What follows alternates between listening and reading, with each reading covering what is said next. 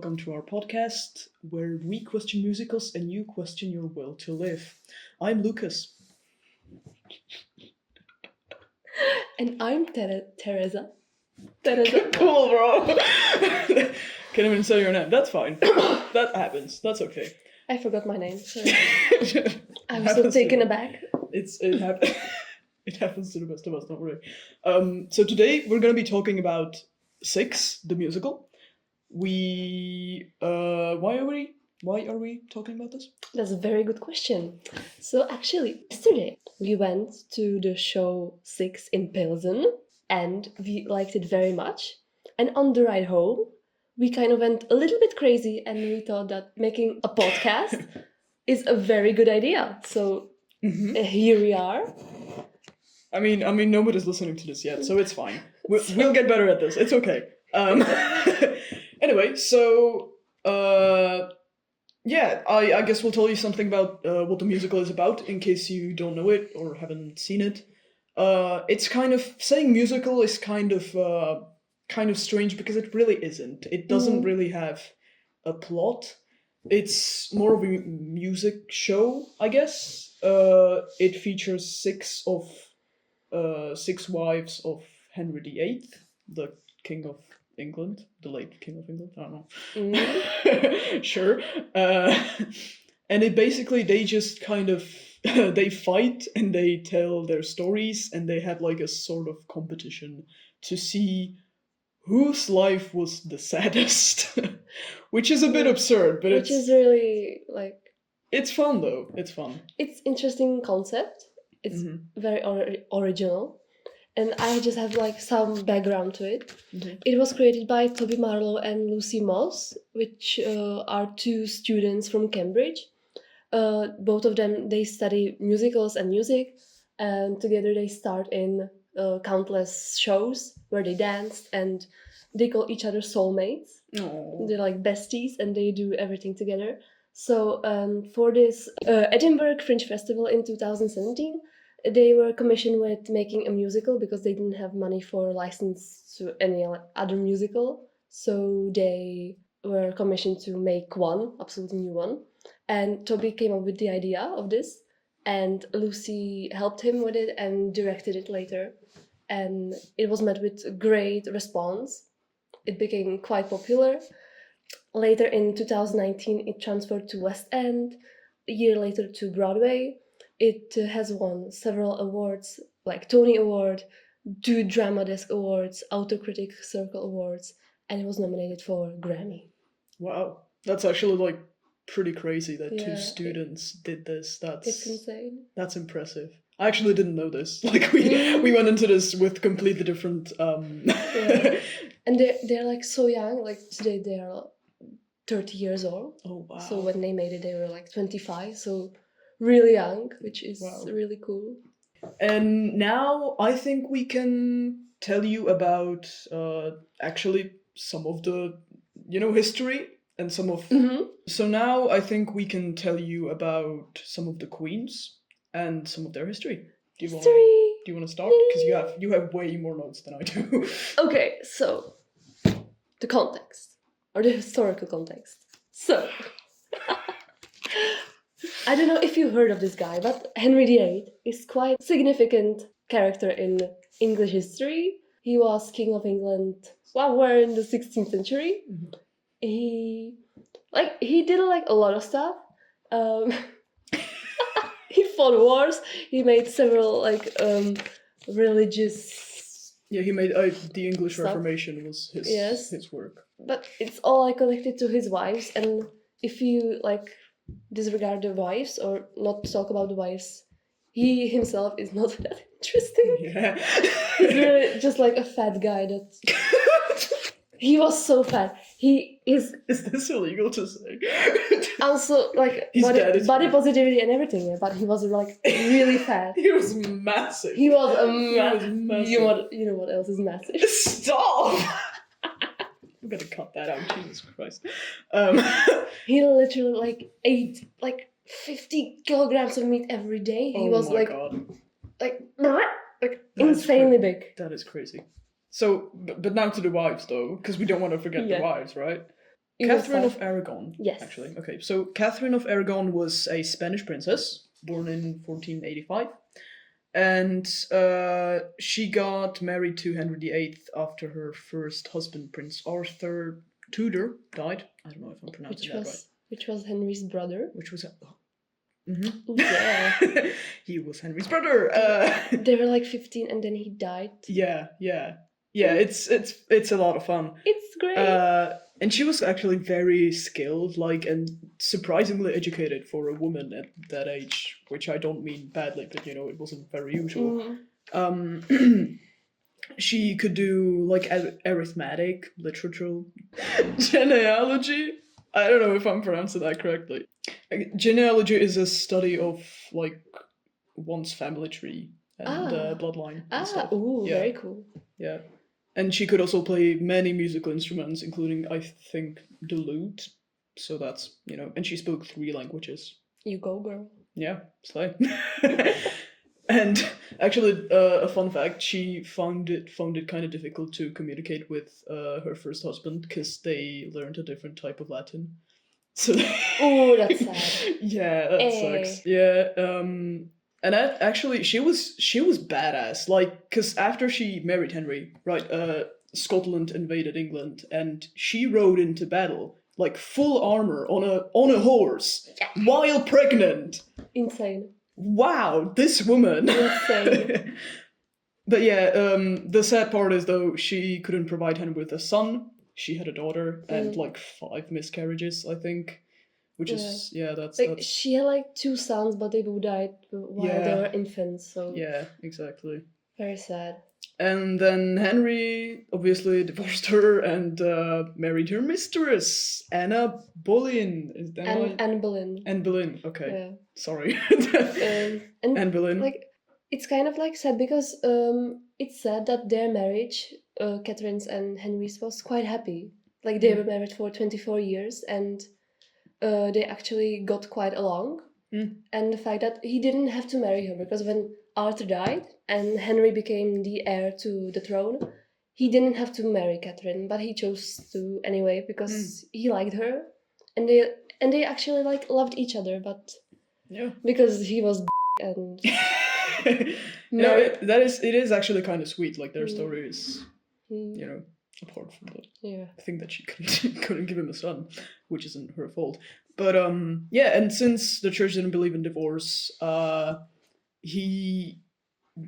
led to the English Reformation basically. And Henry, I think he added a verse to the Bible about marrying once, if a wife marries, I don't know. It's something if you marry your dead brother's wife, it's illegal or something. It's illegal. It's something so stupid, but so their marriage was proclaimed legal, and he had to divorce her, and he married Anne Boleyn. Yeah, actually, her sister, because Anne Boleyn was lady in waiting of Catherine of Aragon. And her sister also, Mary Boleyn, and she was mistress of Henry. And it says that they had a son actually, but because it was out of marriage, so it was illegal, I think, even. Yeah, so he couldn't become king or anything, but he had a son, many sons, but none of by his wife. And Anne Boleyn, she was the lady in waiting, and Henry wanted her to become his lover, but she refused to. She was like, "No, I want to be the queen. Nothing less." Slay. Go girl. You go girl. Iconic, exactly. Actually, she was cousin of Henry's 5th wife, Catherine Howard. She gave birth to the great Queen of England, Elizabeth I. If only Henry knew how great she would become. One of the greatest monarchs of England, and it was a woman. And he was so adamant to have son, and his son, the only one that he had, died when he was 15. So he didn't get to do much, but Elizabeth, she ruled for so long, and she was so significant.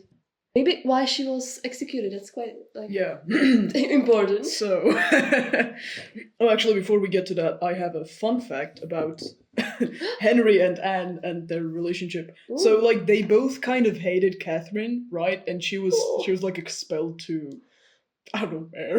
I don't know. She was Somewhere. expelled to somewhere like entirely else, and then she died. And I and I kid you not, they celebrated. Like they Yeah. threw a party because Catherine died, which is just so sad, dude. And And yeah, Anne was now to the more like serious stuff. Anne was executed because she was accused of having many affairs with just many men at Henry's court, and yeah, she was found guilty and decapitated. And she was buried in an unmarked grave, yeah, which poor is girl. Back to the when Catherine died. Uh, she actually wore yellow to her funeral, which is like oh. And somewhere I don't know if it's like true, but I read somewhere that on the day of her funeral, Anne miscarried a boy. On the day of the funeral, so oh wow, it's kind of like she cursed her. oh damn. It's kind of like insane. Oh, and 11 days after Anne's execution, Henry married Jane Seymour. Yeah. Is that, yeah? And Jane Seymour. they got And engaged they right got the day engaged after. literally the next day. And she was also his mistress, by the way. She was a lady in waiting for Catherine as well. And then she moved on to serve Anne. And yeah, she got engaged to Henry literally the day after. Lucky girl. Henry himself said that Jane was his most beloved wife, but historians think it's mainly because she's the only one who gave him a son that lasted more than like a month, which is sad. But she like loved him, and she's the only one of the 6 queens that shares tomb with Henry. Yeah, and she died pretty much like 2 weeks after her son was born. Yeah. So she couldn't even like enjoy, you know, she couldn't even have the joy of having a son Which or is child. tragic. Yeah. And the next queen is who? Anne of Cleves. Okay. How could you forget? Sorry. She's the most iconic one. She's the OG catfish, but actually no. It's true. She comes from Germany, and she was recommended to Henry by some of his courtiers. They were like, "Yo, you have to marry her. She's gonna be great. You're gonna marry her, bro. She's so pretty. I'm gonna. She's Betty. Yo, we're gonna send a painter. He's gonna paint her for you. She's so beautiful." They so Hans Holbein, very famous painter of Tudors, he painted Anne, and they sent it back to Henry, and he was like, "Oh, okay, why not?" And they sent for her, so she came to England. But actually, even before they like officially met, she was somewhere in her rooms, like chilling, and Henry came in disguise. He like dressed himself up so she wouldn't recognize him, and he came to her room. He went to her from the back and like scared her, and she was like, "Yo, what the f are you doing?" He's like, "Get the f out of here! I don't want you." So she actually rejected him before they actually met. And Henry then was like, "Okay, this is really awkward. I cannot marry her now. I have to divorce her." They didn't get divorced because they never actually married. She's the actually only one of them that had kind of happy ending. Yeah. Because then she got a lot of money, the Palace of Richmond, and she was chilling in her palace in Richmond. I think she made it. Like I genuinely think she had the happiest ending. Yeah, she's the lucky one. Yeah. And her nickname was the King's Sister. That they actually stayed friends. Like they were chill with each other. So that's interesting to stay friends with your ex, pretty much. But I'm not judging. Okay. Better be friends with Henry than his enemy, because you'll lose your head. Yeah. Quite literally. Okay, we got 2 left. You don't have anything. No, it's up to you, because I had a first. I had 3. And I got you. So the next one is Catherine Howard. She was like, we don't really know much about her because there aren't that many records. but she was around 16 or 19. She was really young. She was like basically a teenager. From a very young age, she was sexually abused by many men. And later, her grandmother got her this job at the court. She was lady in waiting for Anne of Cleves. But when the marriage between them didn't work out, Henry, he noticed Catherine and he liked her, and they got married. She didn't really get to say anything in it. If Henry said, like they say in the musical, if Henry says it's you, then it's you. You will now probably get a non-copyrighted version of the music, which is basically just us singing it with no music. So Sorry in advance. sorry, sorry about that. But we don't want to get copyrighted, so so there's that. Yay! I've got no choice. With the king I stay alive, never had a choice. Been a wife twice before, just to survive. I don't have a choice. If Henry says it's you, then it's you. No matter how I feel, it's what I have to do. But if somehow I had that choice, no holding back, I'd raise my voice. I'd say, Henry, yeah, it's true. I'll never belong to you. 'Cause I am not your toy to enjoy till there's something new. As if I'm gonna give up my boy, my work, my dreams to care for you. Darling, get a clue. There is nothing you can do. I don't need your love. No, no. No, I don't need your love. No, no. There's nothing left to discuss. No, no. 'Cause I don't need your love. No, no. And you can do nothing about it. Yikes. Yeah, so they got married.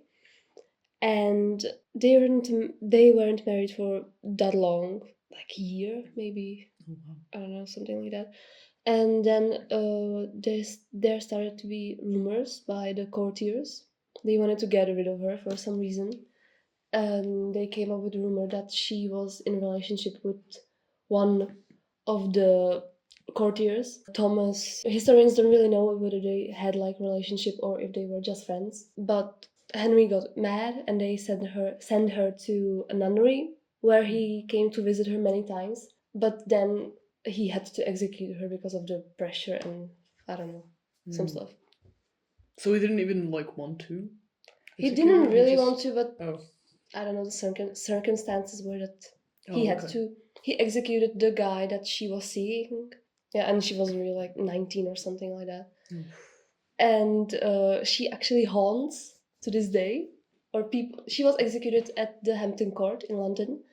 And people say that when they go to visit there, you can sometimes see her ghost. There's actually like footage of some gate at Hampton Court, and then it flies open, and then a mysterious white figure with dress comes in and like closes the door. Oh, And wow. It's kind of creepy. It's possibly fake, but Spooky. people say that she's still there, Okay. which is cool. And the last wife? And the last one. Before we actually get to the musical. The last one is Catherine Parr. She was married twice before, but her husbands all died. And she wanted to marry Thomas Seymour, which was brother of the third wife, Jane Seymour. But because he was Henry's enemy, he sent him somewhere. And then he married Catherine. She became the first Queen of England and Ireland. It wasn't like really a marriage. It was more like she cared for him. She was kind of like his nurse. She cared for his children. She tutored them and cared for them. And like they had a really great relationship. And when Henry died, she got married to Thomas, but she died while childbirth. Okay. But she was Wow. kind of badass too, because she was the first woman that published book with her like actual name. Oh, wow. Yeah, and she wrote like a lot of books. Her portrait was painted by a woman, so she was Okay, slay. She was cool. All right. Now let's get into the actual, show. Yeah. Right. So we were there yesterday. So even I remember most stuff with the memory of a goldfish. That's great. What did you like most about the show? About yesterday's show? What did I like most about the show? I enjoyed the whole thing. I think the atmosphere was really great because in Pilsen the people are just they enjoy it. The actors enjoy it. The people who go there enjoy it, and it's just the whole thing is just like so full of energy. Yeah, it's true. Like it's much more like entertaining then as well. Because in like Prague, the people just don't really put that much into it. Like they're actors. They obviously like do their job, but even like the audience doesn't really like stand up after the performance. It's very rare when they stand up. But like in Pilsen, the show ends and the whole theater just it was very explodes. Yeah, it was very enthusiastic. We like even as the audience clapped, but like in between the songs, and it was very energetic. It was very It doesn't happen very often, especially not in Prague. Was there anything like that you didn't like? Because I know you mentioned it yesterday, but like overall, I think the thing was like very well executed, but there were like some details that I was like a bit confused. Like, why did they do that? Because it just like, for example, there's a song "Heart of Stone," and Jane sings there, and the other wives stand by her and do the backing vocals. But like by the second chorus, 4 of them like go to the back of the stage, and there's this picture of Henry, and they start to unwrap it, and it's kind of like distracting because you're supposed to watch Jane sing her gut-wrenching song, because she like pours her heart out, and you're still like watching what the is going on in the background. Because it was like I didn't like that moment as well because it was very unclear like what they were doing because it seemed like they couldn't get the painting to like it was a giant painting, by the way, like it was bigger than the actresses, right? So it was like distracting by itself kind of, but it was covered the whole time, and then they just went to the back and started uncovering it. And I was like, the whole time I was just like, why? Like, what's the purpose? Why, like, in the middle of a song? Like, and especially in the middle of this song. Yeah, in the middle of this song. Like, it's, again, there's probably gonna be, like a very bad showing of the song here. But it's like very sad. It really tells the story of, of Jane. And it's gut-wrenching. Like, I almost cried when I heard it. And but, like, then you have just 3-4 random actresses in the background just doing that, like, trying to uncover the painting. And it was so distracting for me that I don't remember the part of the song, like, when they were doing it, because I was just paying attention to them and what they were doing. And it seemed, like, unscripted as well. Like, I thought, like, it was... Later, I knew that it was like scripted and they were supposed to do that, but in the moment, it looked like, what are you doing? Do you not know what you're supposed to do? Like, the actress who played Catherine of Aragon, she like kept looking back at it, and I was like, what are you doing? Like, you're supposed to sing with Jane. Concentrate. Pay attention. Don't look at Henry. And she kept looking back, and then she went away, kind of like sneaking away. Yeah, like, and with her like face to the public as well. Like, it was very obvious. And the other queens were like, what you doing, girl? Yeah. And I was also confused, as you said, like, is this meant to be, or is is there some kind of problem going on? Yeah. That she has to go away, or... I thought it was like a technical problem. Like, at first, because she was going away, because she was like, her character was just generally just really angry at Henry and really sad. So I thought like, oh, she's gonna sit down in one of these chairs in the background because she's really sad. But no, then she went to the painting. I was like, what are you doing, girl? I am so confused right now. Like, the thing with the painting is like interesting. Addition to this show, but they did it at the wrong time. Like, if they did it during the House of Holbein, which is actually about the paintings that Hans did, I think it would fit more. Or at the end, when they're like, screw Henry. and then they like, started painted- to violate the painting. I think it would fit more, but yeah. that's just my opinion. I mean, yeah. I think maybe the painting was like a bit unnecessary in general. Like I get the point of like they kind of started like painting over the painting. Yeah. Or something like They had like tapes. they had tapes, Yes, yeah. They started like taping vulgar stuff over the painting, and I get the point, but also I don't know. It's just my opinion. I think it was a bit unnecessary, especially when it took attention from one of the songs. Yeah. You've got a good heart, but I know it changes. The restless tide untamable. You came my way and I knew the storm would come true. You lift me high or let me fall. Okay, no, I'm totally. But I took your hand, promised I'd withstand any place you blew my way. 'Cause something inside it solidified, and I knew I'd always stay. You can build me up, you can tear me down, you can try but I'm unbreakable. You can do your best, but I'll stand the test. You'll find that I'm unshakable. When the fire's burnt, when the wind has blown, when the water's dry, you'll still find stone. Boom, boom, boom, boom, boom. My heart of stone. Is there anything else that you didn't like?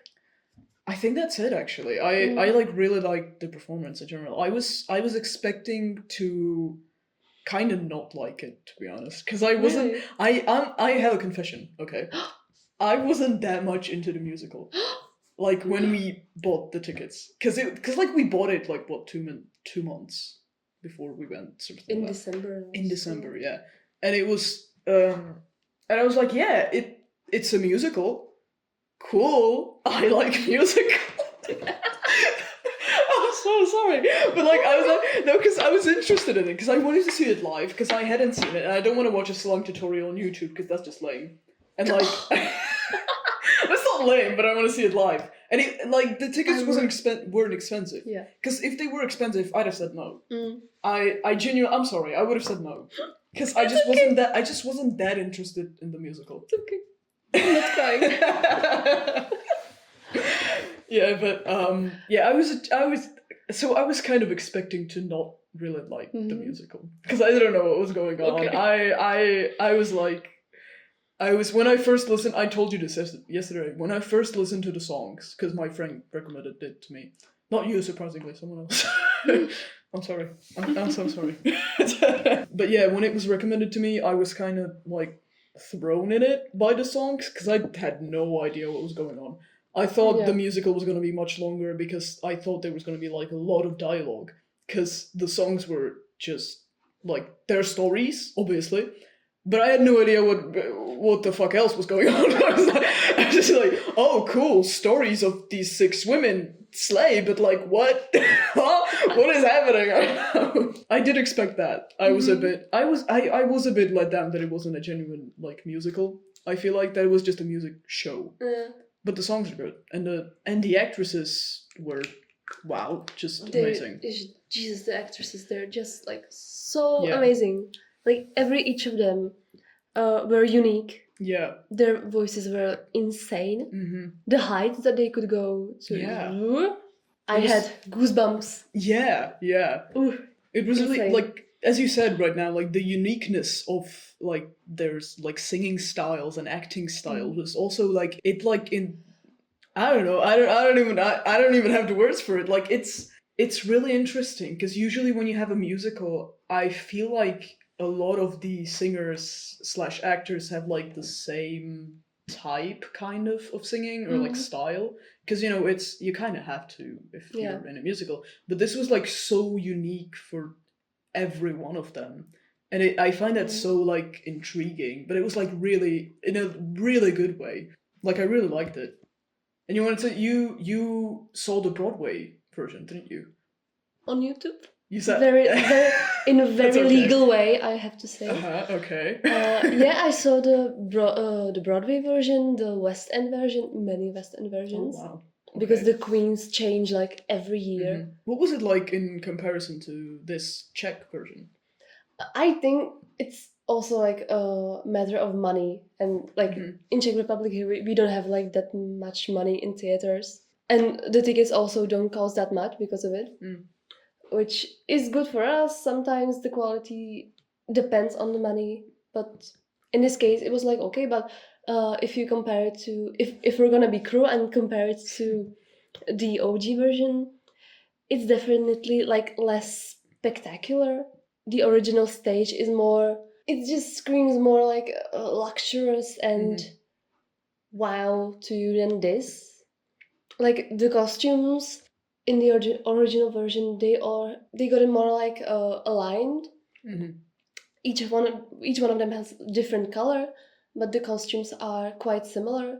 And there's also like one of them, few of them wear pants, few of them wear skirts, and there's also like significance in that. Each of the things means something. So in here, I like the costumes actually. Like in here in Pilsen, I think they did a great job. I think they maybe could be like more coordinated with each other. That each of them was unique, and I think that's great. But I don't know, some of them could be like the costume of Catherine Parr. I think that was like the most like different from the others. Yeah, because she was wearing, just to qualify, she was like the others were wearing, like just general like dresses and tights and like skirts sometimes. Sometimes it was pants, but Catherine had like a gown. Well, it wasn't a gown. It was a cape. She had like she had like pants. Dress. She had like Dress. she had It a was dress. dress. Oh, Yeah. okay. Oh right. Yeah. Oh, because she had a slit in the dress. That's why I Yeah. got confused. Yeah, she had a very elegant like dress and a cape, and everything was glittering Yeah. and sparkling. Like it was just it kind of hurt my eyes to look at it. Yeah, it was a lot. Like I liked. It's not like my favorite costume, but like I liked it. But the others quite like they resembled the Renaissance outfits. Like Catherine of Aragon had the sort of crown, Yeah. Anne Boleyn had the big collar. So there was like shout out to the Renaissance. Shout out to the Renaissance, Shout out to my the homies. So especially the Catherine Parr's one, I was like, so like they could maybe be more coordinated with each other, but just And like regarding like maybe the acting like performances, singing performances, was there like any difference between the Broadway and Czech version?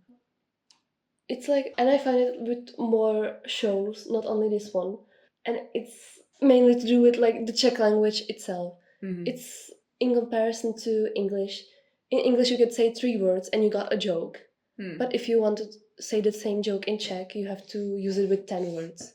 So sometimes in English, the jokes are more quick and they land more. In Czech, sometimes it's more like it carries on for so long that the joke becomes less funny than it could be. But that's really just like problem of Czech language. Like Czech language is beautiful, but sometimes while translating, it's really difficult to translate some of the jokes. Translation is hard, like especially with rhymes. I feel like Yeah. because you gotta like rhyming itself in the Czech language isn't exactly easy. I would say for it to like make sense and be a really like good lyric, and if you gotta translate for something as well, that's pretty hard. But like the lyrics, I was really surprised by how good they were. That was really a thing I was kind of scared about because I have experiences with like Czech translations, and sometimes I just want to bang my head against the wall. Against the wall because I'm just like, what the who translated it? That's terrible. But in this case, often I was like, oh, that's great, like that's great rhyming. It's really, many of the songs were translated very similarly to the original one, but it made sense in Czech. Yeah. I really like for example, in Don't Lose Your Head, in original she sings LOL, say oh well, or go to hell. in Czech they translated it to LOL, mám svůj pel, jdu do pekel, which I think is brilliant. I was like, oh my god, that's so great. Grew up in a French court, oui, oui, bonjour, life was a chore, so she set sail. 1522 came straight to the UK, all the British dudes lame, epic fail. Ooh, I wanna dance and sing, politics, not my thing. Ooh, but then I met the king, and soon my daddy said, you should try and get ahead. He wanted me hot, obviously, kept messaging me like every day. Couldn't be better than he sent me a line. Who am I kidding? I was pretty manger. Ooh, sent a reply. Ooh, just saying hi. Ooh, you're a nice guy. I'll think about it maybe. XO baby. Oh, here we go. You sent him kisses. I didn't know I would move in with his missus. What? Get alive. You're living with his wife. Life, what was I meant to do? Sorry, not sorry about what I said. I'm just trying to have some fun. Don't worry, don't lose your head. I didn't mean to hurt anyone. LOL, say oh well, I'll go to hell. I'm sorry, not sorry about what I said. Don't lose your head. And yeah, it shows that they put like a lot of care in it, and that they didn't just like, okay, so we're gonna translate it this and it's gonna be okay. They really put a lot of effort in it, which I appreciate. Okay, I guess that's it. Yeah.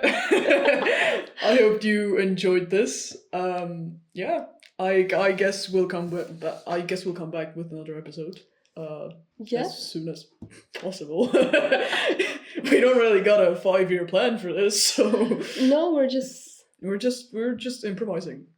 As we go. Yeah. I think we're gonna get better at this. We promise. It's just for fun. Yeah. Okay. I guess we'll see you guys at the next episode. Bye. Bye.